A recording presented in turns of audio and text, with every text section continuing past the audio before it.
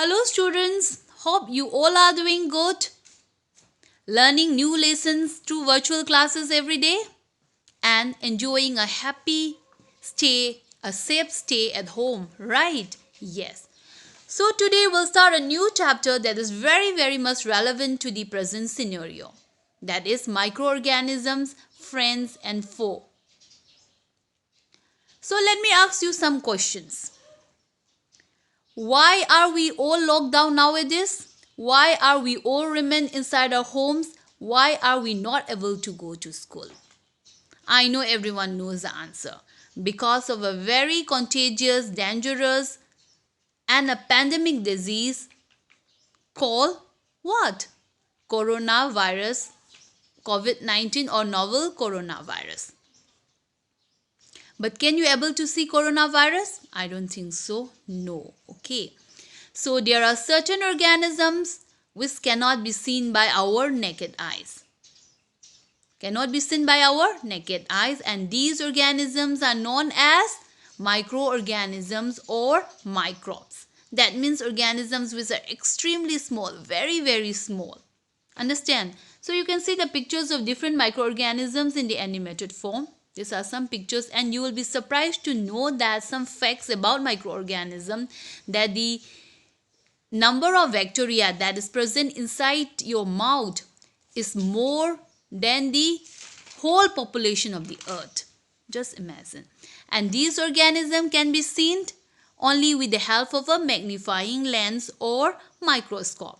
And that's why they are called microorganism or microbes. Understand? I hope you have understood up to this. Okay.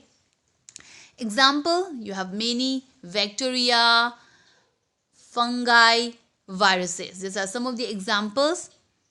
And here microorganisms are classified into 4 major groups. How many groups? 4 major groups, and we'll study in detail one by one. So let us see. They are the bacteria, fungi, protozoa and algae. Understand? But why viruses is not there in the group? You know that viruses cannot be seen by our naked eyes. We cannot see coronavirus.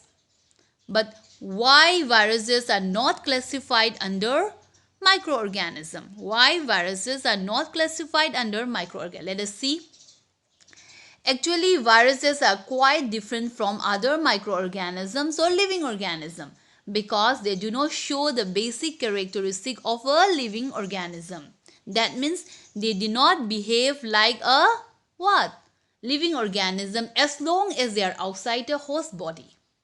Understand? As soon as they enter the host organism, they will behave like that of the living organism. That means as soon as they behave a living host, they will behave like a living organism and starts reproducing and starts multiplying. And the host organism may be bacteria, plant or animal. And because of this specific and peculiar characteristic, viruses are not categorized or classified under microorganism. So same case with coronavirus also. As long as they are outside the human body, they will remain as it is. But once it gets infected into a living host, it starts multiplying rapidly and finally it affects the various organs of the body and a person may die. Understand? Now, some of the disease caused by virus. There are so many disease caused by viruses, and you can see the name of the disease from the picture one by one. Now, let us see the detail of the 4 major groups of microorganisms. So, the first one we will be discussing here is the bacteria. Bacteria actually is the oldest life form. It is unicellular, having only one cell. And it appear in variety of shape and size also. Disease caused by bacteria are typhoid and tuberculosis. Understand? Now the next one is the fungi or fungi. Plural is fungi and singular is fungus. There are also microorganisms. Understand? That exist as a single filamentous or multicellular body. And some of these Example are yeast, mold, Chlamydomonas, Aspergillus. These are all fungi. Now another is the protozoa. Protozoa, they are also unicellular.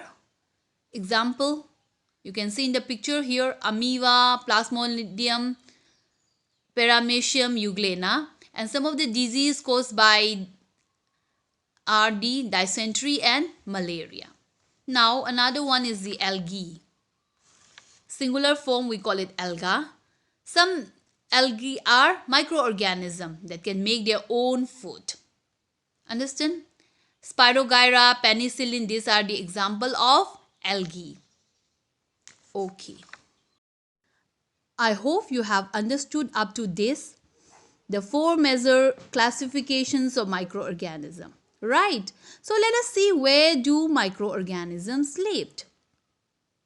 As you know, microorganisms may be single-celled like bacteria, some algae and protozoa, or multicellular such as algae and fungi. See, they can survive under all types of environment. Remember, all types of environment, ranging from ice-cold climate to hot spring and desert to marshy lands. Understand? They are also found inside the bodies of animals, including humans. See how microorganisms can survive.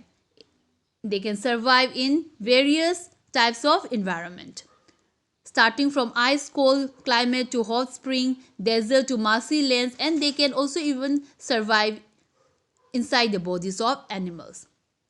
Some microorganisms grow on other organisms while others exist freely. Some microorganisms, they also grow on other organisms and some exist freely. Microorganisms like amoeba can live alone, while fungi and bacteria may live in colonies. So I hope you have understood where microorganisms live. And I do hope that you have understood the first part of the chapter, that is microorganism, friend and foe. Thank you. Bye bye. See you next time.